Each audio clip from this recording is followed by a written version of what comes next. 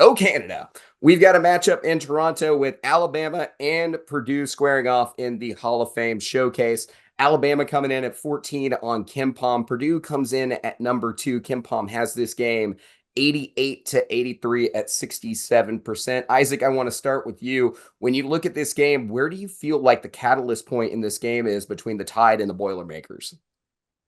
I think the Crimson Tide have to get their shot going from deep because you look at Nate Oates and his offense. He hates mid range shots. He only loves shots on the inside or shots on the outside. It's how efficiency in basketball has been working recently, and so that's the game that they have circled on their calendar this week. And so if Alabama is to win this game, they've got to make those shots from deep, and they've got. I mean, obviously you've got to lock down Zach Edey, but at this point, without a Charles Bediako type player for them, I mean, at this point, you just have to contain him.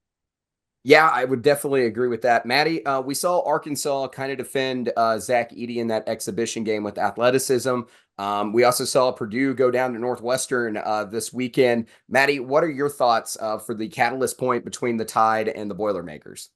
I think that catalyst point was that loss to Northwestern this week for Purdue. I think they're going to come in hot and they aren't going to accept anything less than 100%. So if Alabama wants to win this game, like Isaac said, you're going to have to contain Zach Edey. And that's one of the big things that we talked about before the season got started is Alabama's front court struggles. I think they're going to struggle against Edey, and like Isaac said, they've got to have some hot shots coming out of the backcourt to make sure that this game goes the way that they want it to.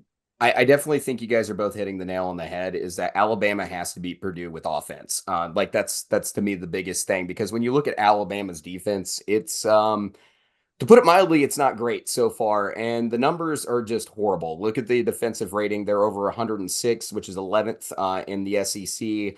And then when you look at the points per game, it's not necessarily horrible, only holding teams to under 75 points, which isn't great, but it's not the worst thing that you've ever seen. But when it comes to them playing P6 and P5 opponents, they're allowing 89.3 points per game.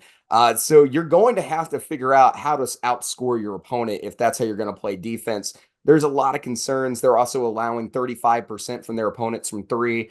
So to me, this is a big deal. And to me, the front court is where the question is going to be, because you got Zach Edey coming in, who's averaging a double-double every night, and he's over 60% from the field. So how do you stop Zach Edey? Do you guys got any answers in that one? You don't. You don't? you pray. I mean, it's really hard with Zach. It's really hard to. I mean, you can't really stop Zach Edey as we've seen this season. He's just a Hulk. He's a giant of a player. I mean, with this, you might have to just hope that he has a bad shooting night, especially with Alabama and their lack of size. I mean, they have athleticism, but with no defense, it's just it. At this point, they're going to have to outscore them. It's going to be, if Alabama wants to win, it's going to have to get into the 90s, maybe even triple digits. Yeah, I would agree with that. We saw Alabama struggle against one center this week with PJ Hall against Clemson. Maddie, any final thoughts before we get to the picks?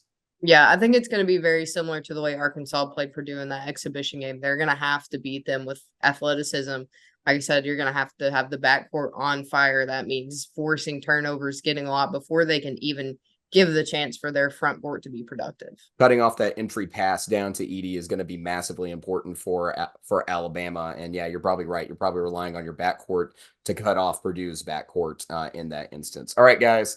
All right. What are the picks? Isaac, we always start with the guests, so go ahead. I've got my pick in. I know who I'm picking, but go ahead, Isaac. I know it's really crazy for me to say this, but I think I'm going to have Purdue in this game.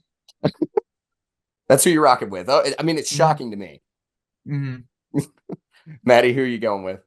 I'm going to go Purdue as well, just because of, proximity. I feel like you're going to have a lot more Purdue alum that way in Toronto rather than the deep South in Alabama. So it's going to feel a little more homey for those Purdue players. And like I said, got to rely heavily on the backcourt.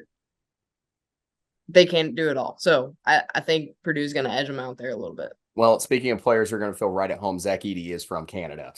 So I'm going to take Purdue as well, which means Alabama's going to win, which seems to be the tradition on this show is when we all pick unanimously, the other team wins. So, yeah, but I'm also going with Purdue. That is where my logic is leading me.